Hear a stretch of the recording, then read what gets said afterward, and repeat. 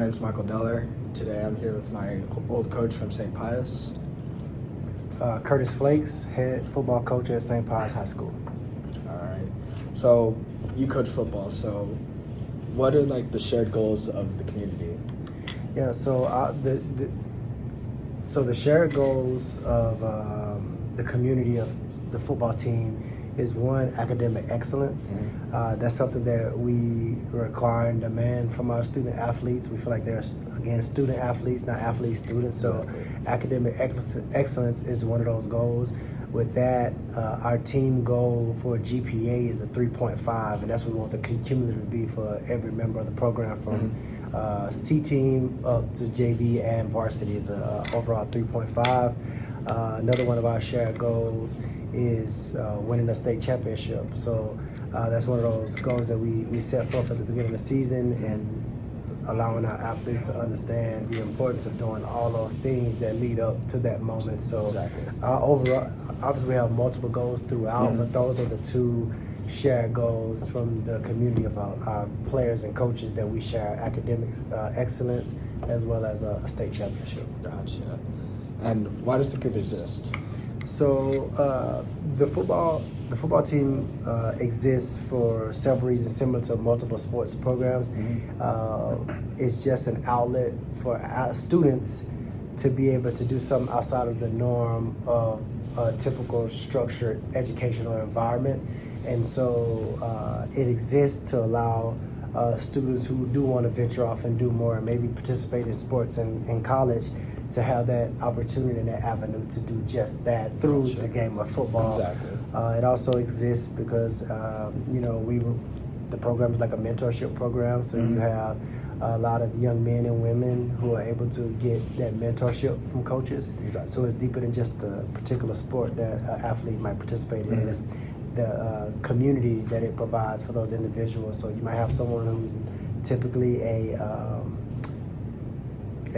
introvert, right? And they don't deal with people, but they might participate in this sport, and that allows them to venture out of their comfort zone and be able to interact with other students. Exactly, meet new people. Yep.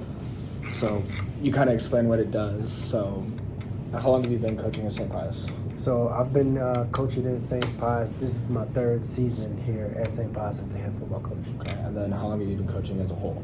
As a whole, I've been coaching since 2008 was my first year coaching as an assistant at Mazzano High School, and just kind of working my way up from 2008, not straight, because I coached from 2008 to 2014, so that's what, 18, that's 6 years.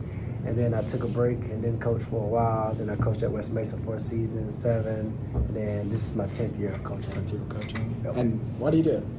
What made you want to become a coach? My passion is working with young people. I think that's like my gift to the world, and the ability that God blessed me with is to be able to work with young people and inspire them. So coaching football just allows me to do just that, and so I'm just blessed to be able to do that, and that's what I do. I love it. I like that. So how do you communicate with the team, the coaches, the parents? How do you do all this? Yeah, so communication with the coaches is usually, we communicate in person a lot. I think it's important for us to communicate face-to-face. So a lot of our meetings, we have formal meetings every Sunday where we will meet in person. We also have meetings throughout the week where it might be just offensive meeting with that group, defensive meeting with that group. That could be face-to-face. We also do go virtual, so we meet via Zoom or Google. Defense do Zoom, offense do Google. Vice versa. So we meet that way, and then with the athletes, communicate them with GroupMe. And so that's like a social platform that we all can use, as well as with parents. Most of them talk to them via GroupMe as well. And then certain parents, I communicate via text message if that's have been that established relationship with them. And then your administration is either face-to-face or Google message. Other coaches in the community that I work with as well, that's usually via text message. So we try to keep it strictly text messages now, because everyone uses different platforms. So like, what are the purposes of like why use Zoom? Is it just easier? I wouldn't say it's easier. I guess so. Especially when you talk about high school coaching, it's not like on the college level where this is their paid job. And so for me personally, when I was a young head coach, I used to make it mandatory that every single week that coaches had to be there my coordinators had to be there from 10 in the morning until 6 o'clock in the afternoon, evening. Then position coaches get there around 2 o'clock, and they stay from 2 to 4-ish. And but as I grow as a head coach and I mature more and confident in my system, that I allow the flexibility, because especially here at St. Paul's, a lot of my coaches do different work and they live outside of Albuquerque, and so I don't want them to have to commute in and take that time away from their families. Exactly. So we'll have probably out of a month we'll meet twice in person and then twice virtual. That's how we've been doing it. And then some months it just depends on what's going on by week or whatnot. It might be a little bit less meeting in person and more like let's do a virtual and get this stuff. Yeah. So what kind of like languages do you guys use? Like play calling, certain position names? Like what do you go about with play calling? Yep. So the language that we use, I say verbiage we use with coaching is a little bit different than we do with the players.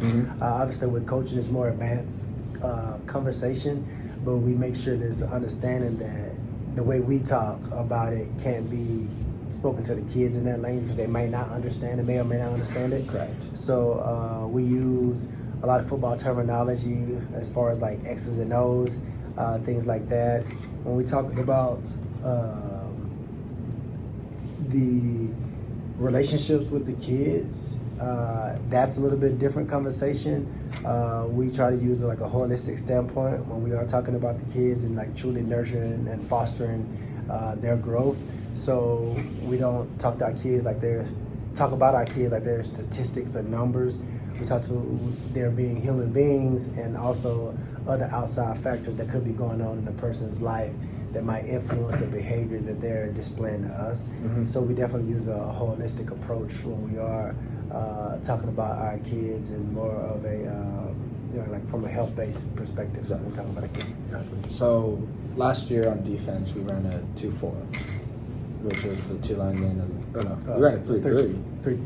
4-2-5. Yes. So we did. Yeah, we did do. We switched to a 4-2-5. We started out with a 3-3, and then went to a 4-2-5. What do you guys running this year? So this year, defensively, we're running a 3-4 defense. So we just changed it up a little bit, just with the athletes that we currently had in the program. We felt like that defense was better suited for who we had in the program. Gotcha. Okay. So, like, football is a community. How do you guys go out and like help the outside community? So fortunately for us, it's built into Pius's makeup. So as you know, but the folks watching this may not know, is that each one of our athletes have to do a certain amount of service hours throughout the week. So we promote that by just soliciting to different families who might volunteer for kids that want to help out with things. From time to time, we do coordinate things. Like right now, we're working at hopefully doing a food drive when our coaches do an annual food drive in Socorro, where he lives at. So we've been throwing that idea around, but it's just built into our school DNA. So it's not anything that I have to really push. I would like to see us do it more, like visiting Children's Hospital and all that other stuff. So I think that's good work that the kids should see. What other kids are going through in their life and give them a different perspective on things. But like with us, it's just, like I said, it's built into the school. So it's naturally all our kids are already serving in the community, and we serve at St. Pius. We do different things for the school as well. And like, how do you put your expertise down into the players? How do you like lower that down to them, like pass it down? Pass it down. I think just the way we model ourselves, the way we live day to day. There's no specific aha moment. I think it's built into the culture of the program and how we operate every single day. We try to get the kids something they want to be a part of, and a lot of times, sometimes you get resistance. Sometimes kids buy into it right away. But the ideal is when they step away from the program years later, they also still see the value of what the program brought to them. So we just try to instill high character individuals into who they are. Well, that's all I need. That's it? That's it. All right, cool, Thank sir. you. Easy peasy. Easy peasy.